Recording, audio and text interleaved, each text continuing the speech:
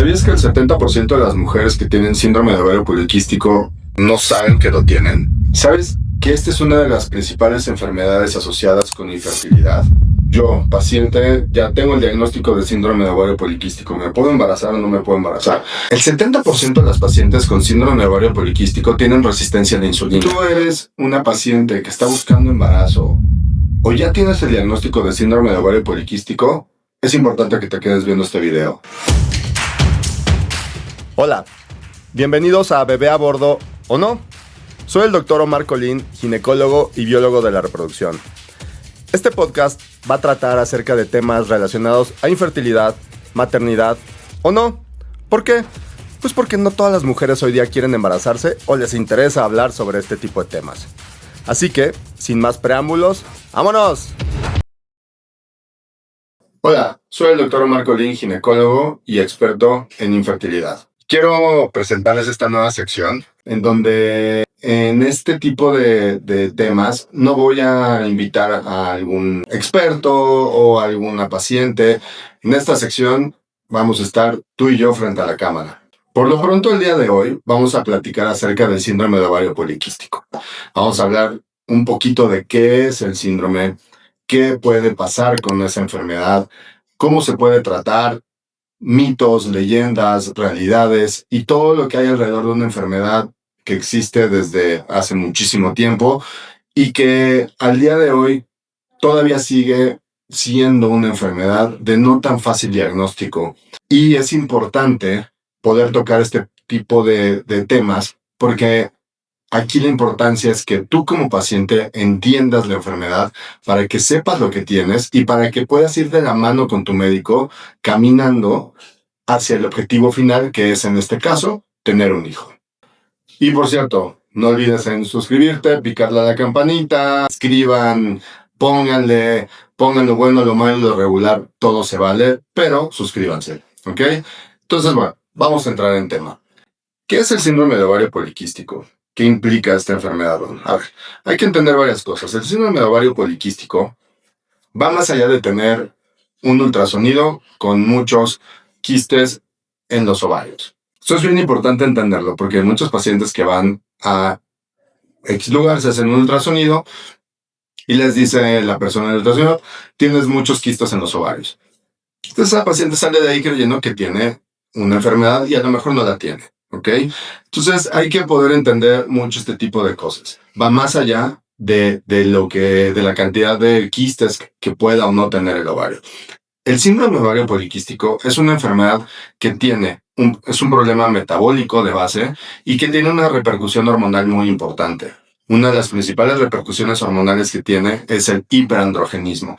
¿Qué es el hiperandrogenismo? El hiperandrogenismo es tener una elevación en los niveles de andrógenos. Los andrógenos, recuerden, no solo es la testosterona, sino es toda la familia a la cual pertenece la testosterona.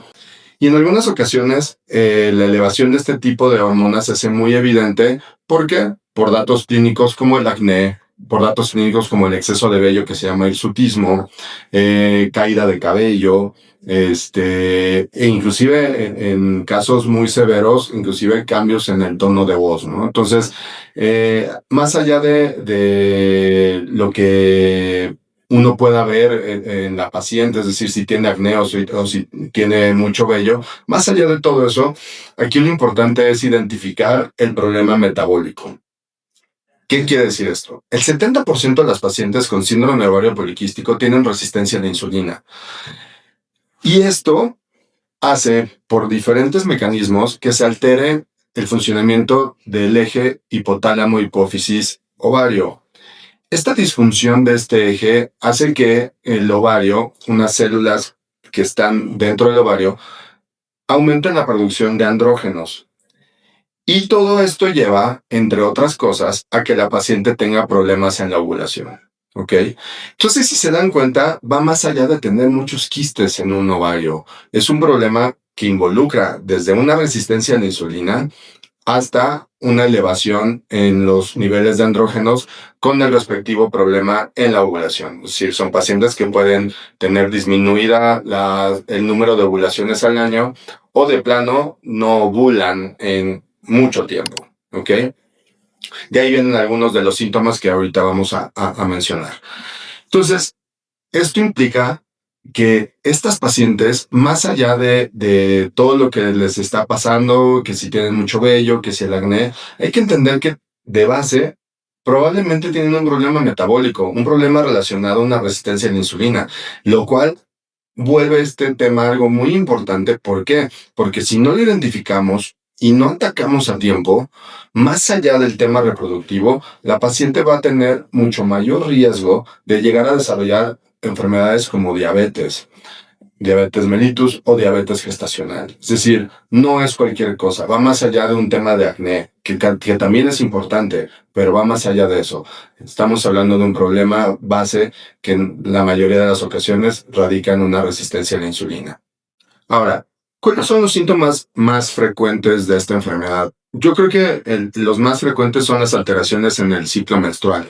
Son pacientes que se vuelven irregulares. Son pacientes que sus ciclos pueden ser o muy cortos, de menos de 20 días, o muy largos, de más de 36 días. E inclusive hay muchos pacientes que llegan a tener algo que se llama amenorrea. Amenorrea es cuando una paciente tarda más de 90 días en tener su menstruación. Entonces, de los principales síntomas o de los más frecuentes van a ser esos: alteraciones en el ciclo menstrual, ya sea, insisto, cortos, que se empiecen a alargar hasta llegar al punto en donde puede pasar meses sin que menstrue. Después de eso vienen varios síntomas, todos los relacionados al hiperandrogenismo, como ya lo platicábamos ahorita, como puede ser el acné, como puede ser el exceso de vello en zonas específicas del cuerpo. Y no solo es el exceso de vello, sino que además también ese vello es un poco más grueso, es un vello androgénico, ¿ok? Entonces no solo es la ubicación, sino es el tipo de vello. Ya puede llegar a tener caída de cabello. También hay otros síntomas o otros datos clínicos que se pueden ver, como algo que se llama acantosis nigricans, que son como placas cafés en la nuca, y eso está muy relacionado a resistencia a la insulina. Puede también haber alteraciones en el peso de la paciente, es decir, pueden ser pacientes que les cueste un poco más de trabajo modificar su peso en relación a una compañera de escuela o compañera de trabajo, ¿no? Puede tener un cierto problema, es decir, pueden llegar a subir un poco más fácil de peso que la amiga, ¿no? O les cuesta un poco más de trabajo bajar de peso en relación a su amiga o a su hermana, ¿no? Y obviamente, a largo plazo, otro de los síntomas, otro de los problemas muy frecuentes relacionados a esta enfermedad es la infertilidad. Entonces, vamos desde irregularidades en el ciclo menstrual hasta poder llegar a la infertilidad. Pero aguas, esta enfermedad no se queda ahí. También tiene complicaciones a muy largo plazo, como ya dijimos: diabetes gestacional, diabetes mellitus.